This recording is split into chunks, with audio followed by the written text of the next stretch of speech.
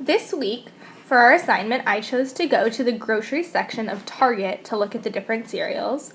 And as you can see, there were many, many options to choose from, some of which looked healthy and some of which looked definitely not as healthy.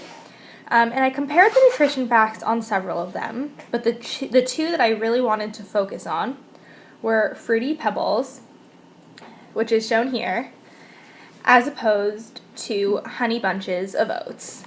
And the reason why I chose to compare these two cereals specifically was because the student I talked to this week, Emiliano, said that Fruity Pebbles were his favorite cereal. And I chose Honey Bunches of Oats because I feel like they're not as healthy as people think. When I looked at the cereal aisle this week, I did find out that none of the cereals really were very healthy at all.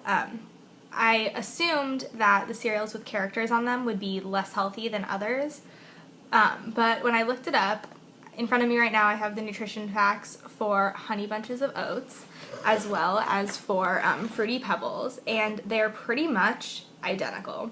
The only difference is that Honey Bunches of Oats does have a little bit more folic acid, some more vitamin D, things like that, but as far as sodium, sugar, carbohydrates, calories, pretty much identical, and in many cases the nutrition facts of Honey Bunches of Oats were actually worse, which I found very interesting.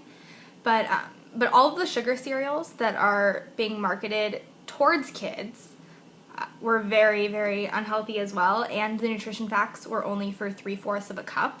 So parents can look at that, but they don't multiply that to the fact that their child is going to be eating a whole bowl of this and not just 3/4 of a cup.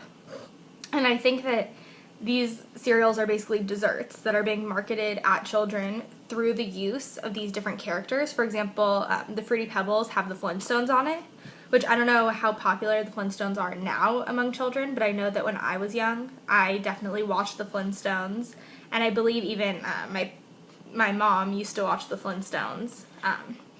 And so I think that just definitely having a cartoon on it draws the kids' attention, maybe points to the nag factor. And the other thing I noticed was that these cereals were actually placed on the bottom shelves at Target, where they're in easy view of children right at their eye level, whereas like the granola was placed up higher. So I can definitely see children nagging their parents to get these cereals for them.